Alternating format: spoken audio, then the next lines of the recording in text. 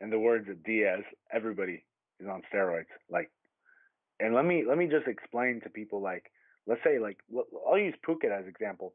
Literally 90%, I would say, if not more than 90% of the fighters in Phuket are all on steroids, because you can go to the pharmacy right diagonal.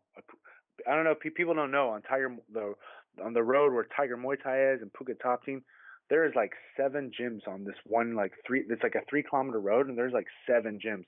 And this road, it like Muay Thai gyms and fitness gyms, and there's pharmacies, there's nutrition shops, there's boom boom, like everything that you can imagine, like healthy restaurants, like that's fitness related is on this road, and it's in Phuket.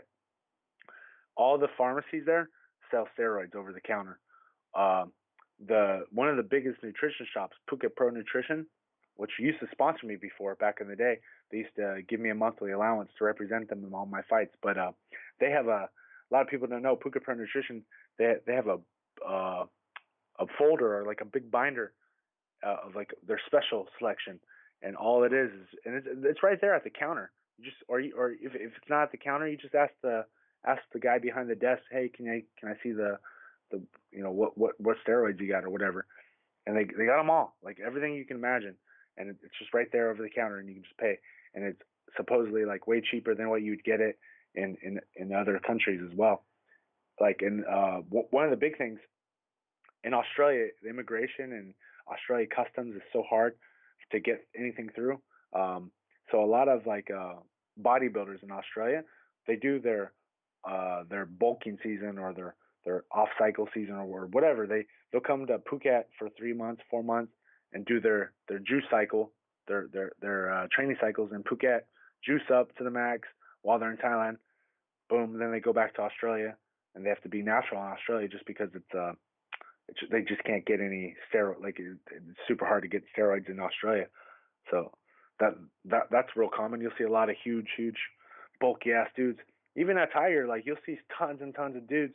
Um, and there's so many people so many fighters at Tiger. Like not not just like sponsored team that most people know, but there's all these visitors and guys who are just in there for a week or 2 weeks, or people come for a month. Like, yeah, it's crazy. Even in Bangkok, there's a big, like, it's really easy for people to get steroids in Bangkok as well. Uh, Man, especially in Thailand or Southeast Asia in general. It's the steroids are really easy to get, and yeah, it's everywhere, unfortunately.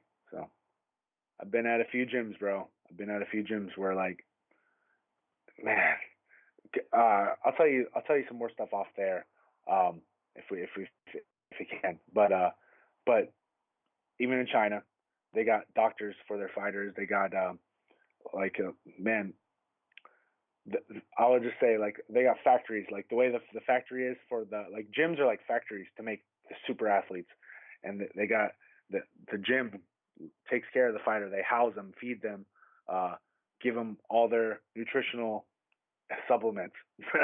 Okay, give them everything.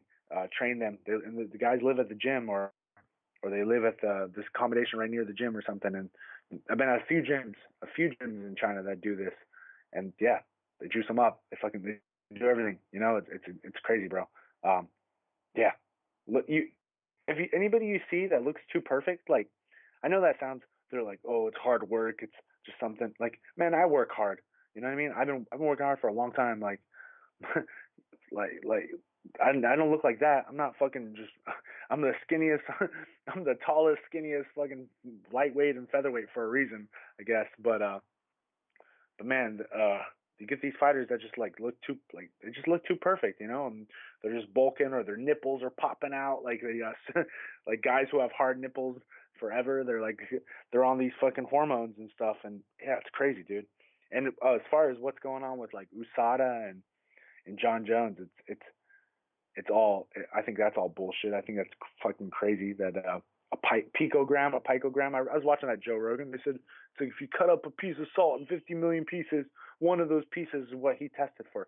First of all, like, how good did the testing get that they can pick up such a trace amount, like a speck of, not even a speck, like a millionth of a speck is supposedly how good the USADA testing is. that they, you know what I mean, that they picked it up from a year and a half ago. Like I think that's all bullshit. Like there's no way. There's no way that's true. You know what I mean? Like and then like also Frank Mir, who supposedly he got suspended for 2 years for having 12 picograms. So 12 millionths is okay to have in your body, but one is, I mean, I'm sorry, I mean 12 is not okay, but one's okay. Like one's okay, that's all right. It's his residual, but 12 is, you know, oh, that's too much. So we're gonna suspend this guy. Like it's just not.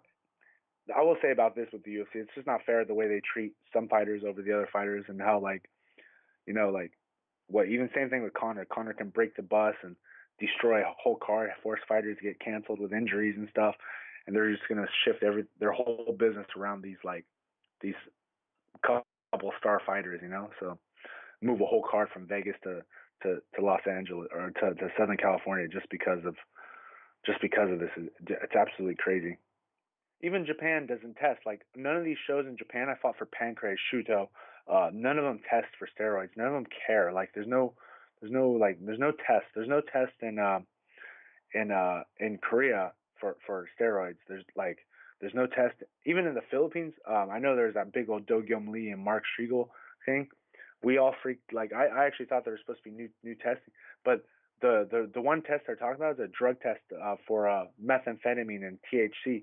So it was like, and Striegel refused to test for it. Most likely he's probably smoked some weed, because in the Philippines you can't smoke weed and be an athlete, you know. So but whatever, so like out of all the countries, the only place that does any type of testing is the Philippines, and the Philippines only test for amphetamines and for marijuana. So I'm like, so just put that in perspective. Like the nowhere in the world they I don't know, they just don't care, or they don't want to spend the money to test these athletes, which, and I didn't even realize it's that expensive, but I guess it is. It's expensive enough, or more of an annoyance for promoters. They just don't want to do it. So I don't know. I don't know what to do.